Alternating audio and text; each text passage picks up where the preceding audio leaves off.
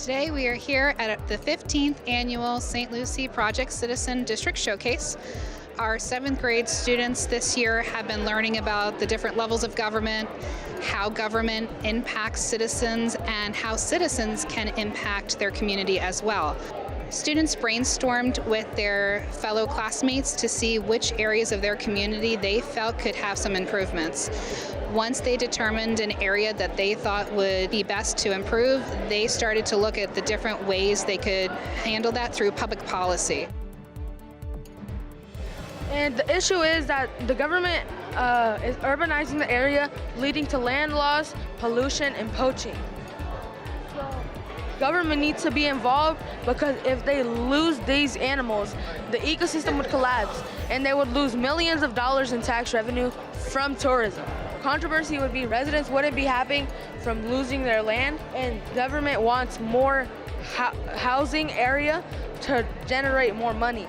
Advantages and disadvantages is that it protects the land, but not the animals, but it increases safety for the wild in the Everglades. The solution we chose is protecting and restoring the animals' habitats would be better because it has been proven effective before whenever China tried to restore giant panda habitats. Our problem is about the lack of hurricane preparedness in Florida. Research shows that only 24% of people evacuate when they're told to, and only 50% of people feel that they have adequate supplies to survive during hurricanes. How we intend to solve this is to create supply centers starting in Port St. Lucie, and they'll be managed by a new administrative agency called the Florida Emergency Preparedness Agency. These centers will supply citizens of St. Lucie County with certain kits such as food, water, hygiene, feminine hygiene, and hurricane prep. An alternative to this is to create better housing and elevate citizens so that they are not caught in flash floods.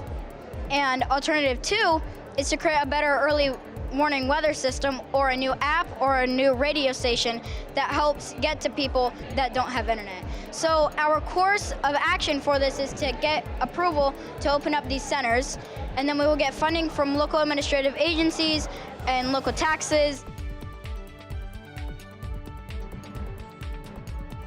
Project was investigating homelessness in St. Lucie County. So we discovered the homelessness rates in the county, and our public policy was to create a homeless shelter using tax dollars, which could create some problems, but it's worth it in the long run, getting homeless people off the streets, when right now there is no homeless shelter in St. Lucie County.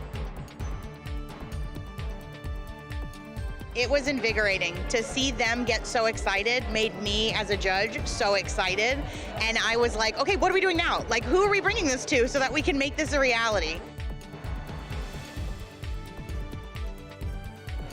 So there has been a lot of recent and excessive floods that have caused hazards and cautions to people in our city.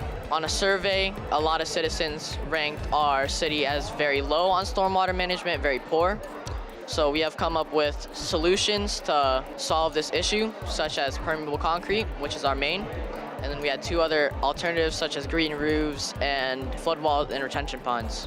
So what we plan to do is we plan to introduce 3 policies for sidewalks, permeable roads, and tax reductions on building permeable pavement on residents' driveways.